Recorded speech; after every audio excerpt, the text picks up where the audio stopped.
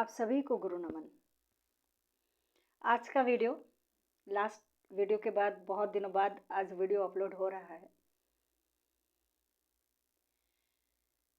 कि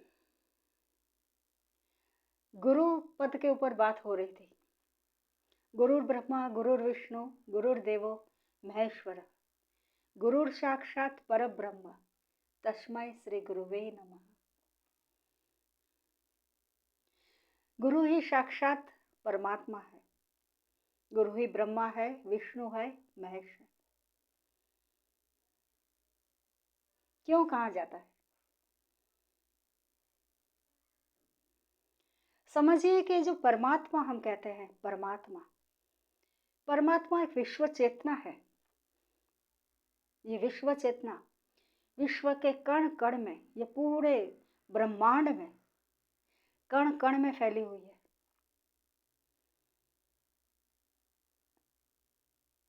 अब इसे इस तरह से हम समझे कि अगर आपको प्यास लगी है, अगर हमें प्यास लगती है तो क्या हम नदी की ओर भागते हैं प्यास बुझाने के लिए? हमें अभी प्यास लगी है तो क्या हम नदी की ओर भागेंगे? नहीं। हमारे घर में एक छोटा सा नल होता है, उस नल में पानी आता है। अगर प्यास बुझानी है तो उस नल से पानी लेकर हम प्यास बुझा सकते हैं। पानी पीकर हम ग्लास लेकर, अपना पात्र लेकर नदी की ओर नहीं भागते।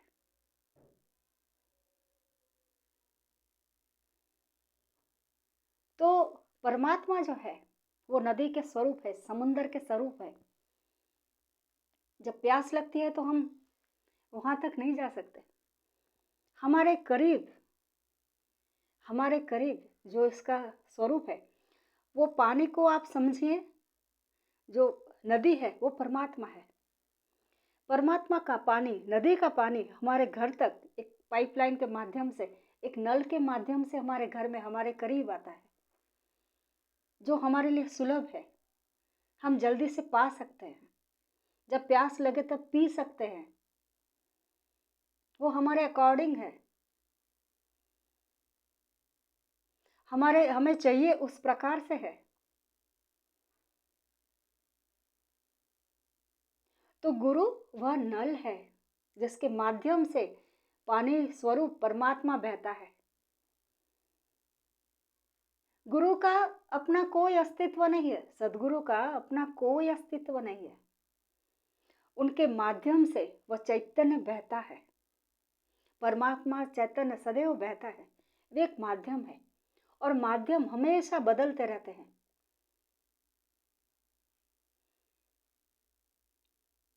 कल के माध्यम अलग थे, आज अलग है, आने वाले समय में भी माध्यम बदलेंगे, मगर चैतन्य एक समान है। वो परमात्मा का चैतन्य बस उस माध्यम से बहता रहता है। वह माध्यम का अपना कोई अस्तित्व नहीं रहता है, खाली पाइप की तरह रहता है। मेरे गुरुदेव कहते हैं, जिसका अपना कोई अस्तित्व नहीं है, कोई इच्छा नहीं है, कुछ भी नहीं है, बस संपूर्ण रूप से रिक्त है, खाली है। और तब उसी के माध्यम से परमात्मा बहता है। और हम जिन्हें प्यास लगी है, परमात्मा को हम खोज रहे हैं। जिन्हें प्यास लगी है, परमात्मा की प्यास लगी है, परमात्मा की खोज लगी है, वो उस माध्यम तक पहुंचते हैं।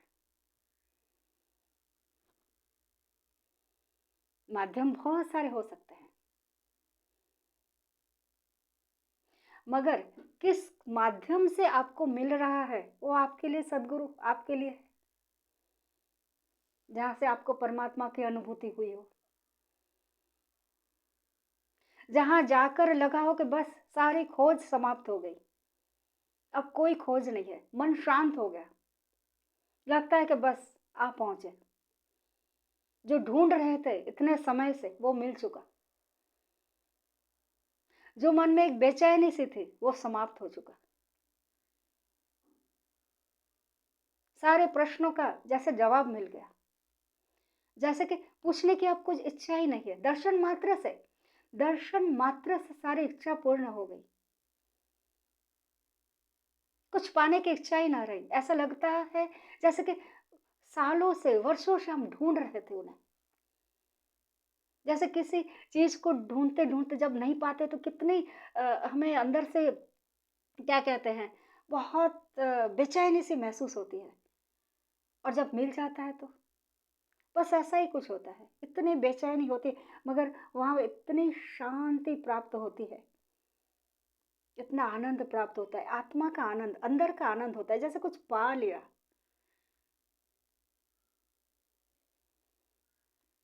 जहाँ हमारी जो आत्मा है, जहाँ जाकर प्रसन्न होती है, वहाँ आपकी आत्मा प्रसन्न होती है।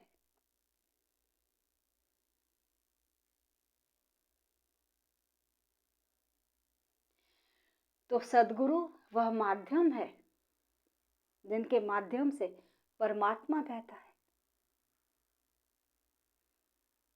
अगर आपको प्यास लगी है, आप अगर किसी घाट पे खड़े हैं, किसी नदी के घाट पे खड़े हैं और आपको प्यास लगी है, तो आप क्या करेंगे? आपके सामने जो पानी है घाट में, वही पिएँगे? या आप राह देखेंगे, जो पानी आने वाला है, मुझे वो पीना है? या आप उस तरफ देखेंगे कि जहाँ पानी वो चला गया, मुझे वो पीना था, वो चला गया। जो चला गया, वो आपके काम का नहीं।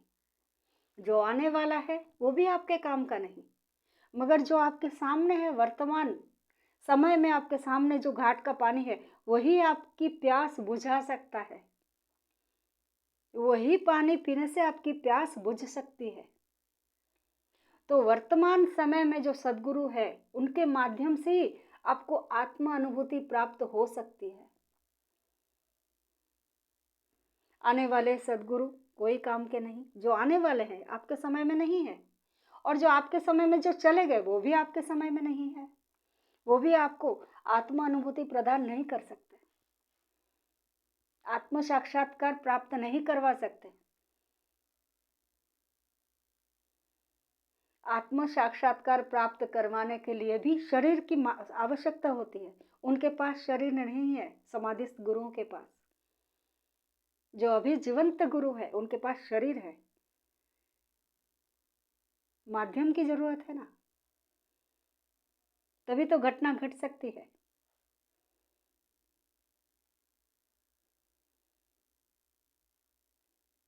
इसीलिए मेरे गुरुदेव कहते हैं कि इतने सारे गुरु हैं, समाज में इतने सारे गुरु हैं, इनमें आपका गुरु कौन? अगर ढूंढना ही है तो वो जो रास्ता है, वो है समाधिस्थ गुरु का रास्ता। गुरुदेव कहते हैं समाधिस्थ गुरु के समाधि के पास जाकर जो आप जो हम सारी चीजें मांगते हैं कि हमारी ये इच्छाएं पूरी करो, हमारे सांसारिक चीजों की हम मांग रखते हैं, हमें ये चाहिए, हमें वो चाहिए, नौकरी चाहिए, ये चाहिए, और सारी इच्छाएं पूर्ण भी होती है, मगर वो मांगो कि जो वो दे नहीं सकते। आत्म साक्षात्कार वो नहीं करवा सकते। वो आत्म साक्षात्कार की इच्छा करो, वहां जाकर वो प्रार्थना करो कि आप मेरे जीवन काल में नहीं है, तो मेरे जीवन काल में कौन है, जो है उनसे मुझे मिलवा दीजिए। मुझे आत्म साक्षात्कार की प्राप्ति की इच्छा है, मुझे आत्म अनुभूति चाहिए, मुझे करने की इच्छा है, मुझे चाहिए आत्म अनुभूति। कृपा कर मेरे जीवन में, मेरे जीवन काल में जो सद्गुरु है, जो मेरे लिए है, जिनके लिए मैं हूँ सॉरी, मुझे उनसे मिलवा दीजिए, जिनसे मिलने के लिए मेरी आत्मा ने शरीर धारण किया। बस जो जिस उद्देश्य के लिए मेरे आत्मा ने ये शरीर धारण किया, उस उद्देश्य को पूर्ण कर दीजिए। और देखिए आपके जीवन में सही मायने में उनका आगमन होगा ही, और ये आपको मालूम पड़ जाता है, आपको समझ में आ जाता है। उनके सानिध्य में आपको इतनी शांति महसूस होगी जैसे पहले कभी ना हुई हो। सिर्फ दर्शन मात्र से भी, दर्शन मात्र से इतना आनंद आपको महसूस होता है। उनके शब्दों को सुनते हुए लगता है कि जैसे पहले कभी सुना हुआ है, पहले भी सुना हुआ है, पहले भी देखा हुआ है, क्योंकि जन्मों जन्मों से उनका और आपका रिश्ता है। हर जन्म में हम हर जन्म में कभी पति, पिता, माता हर जन्म में एक नहीं होते हैं। हर जन्म में माताएँ बहुत सारे माताएँ होती है। कभी किस गर्भ में हमने जन्म लिया, कभी किस आत्मा ने हमारी माँ बनी, कभी कोई आत्मा हमारी माँ बनी। कोई पिता बने, कभी कोई पुत्र बना, कभी कोई पति बने। मगर हर जन्म में एक रिश्ता हमेशा रहता है, एक ही रहता है, वो है सद्गुरु और शिष्य का। गुरु और शिष्य का जो रिश्ता है वो हर जन्म में चला रहता है। गुरु हमेशा उसका ध्यान रखता है, उसका साथ कभी नहीं छोड़ता। उनका एक ही उद्देश्य होता है, मेरे शिष्य को आत्म अनुभूति करवा कर आत्म साक्षात्कार प्राप्त करे और मोक्ष के मार्ग पर आकर आगे बढ़े, मोक्ष की प्राप्ति हो। जब तक उसे मोक्ष प्राप्त नहीं है तब तक सदगुरु को भी कोई छुट्टी नहीं है, वो भी बंधे हुए हैं।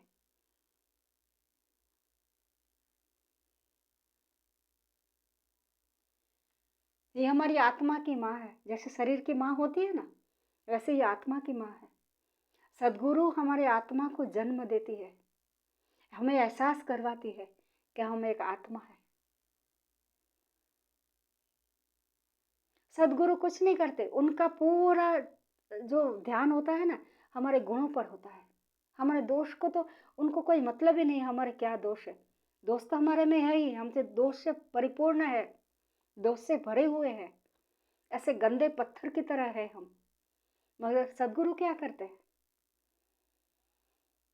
उस पत्थर को छीलते हैं और उस छीलते छीलते छीलते छीलते उस पत्थर के अंदर उसको तराश के हीरा बना देते हैं।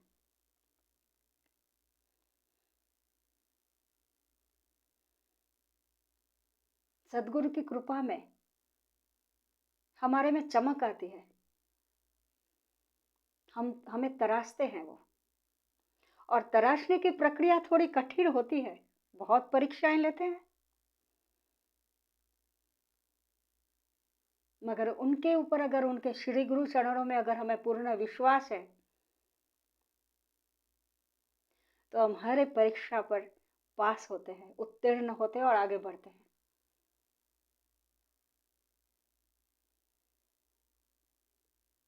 हमारे में जो भी अतिरिक्त है, जो हमारे लिए जरूरी नहीं है, जो भी कचरा है वो निकल जाता है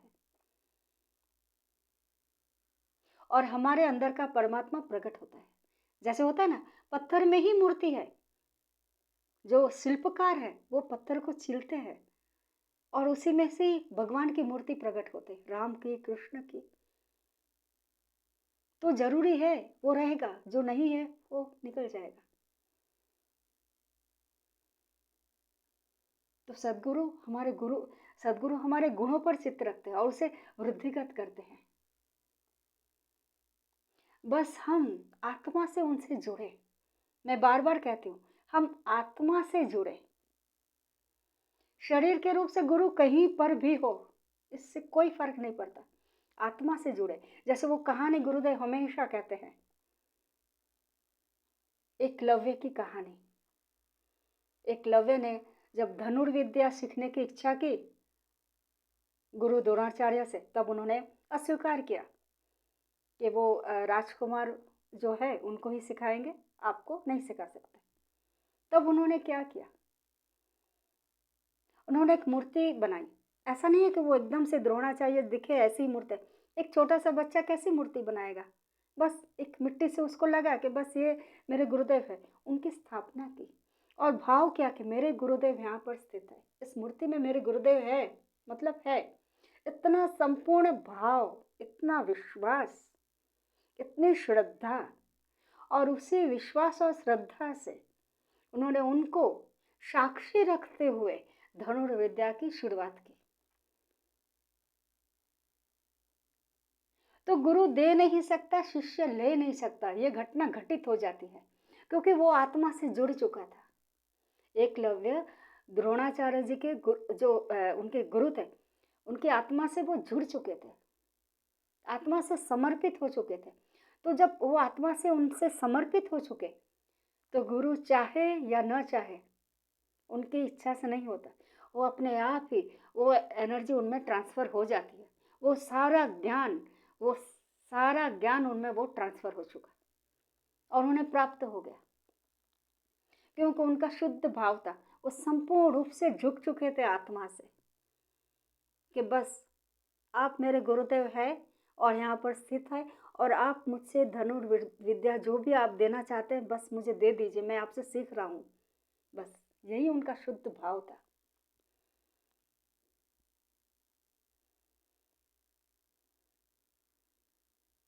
तो आज यहीं तक। आशा करती हूँ आपको कुछ प्रश्नों के जवाब मिल चुके होंगे गुरु कृपा में। तो अगले वीडियो में और कुछ बातें करेंगे। और एक बात ये भी कहना चाहूँगी, फेसबुक पर जो भी मेरे वीडियोस आ रहे हैं वो अब नहीं आएंगे। अगर आपको मेरे वीडियोस देखने हो तो आपको मेरे यूट्यूब चैनल पर जाना होगा, जिसका नाम है पूनम वेद, PUUNAM, पूनम, POO नहीं है, PU है, VED, वेद, पूनम वेद है। तो आप वहाँ पर सारे वीडियोस देख सकते हैं। बस, धन्यवाद। गुरु नमन।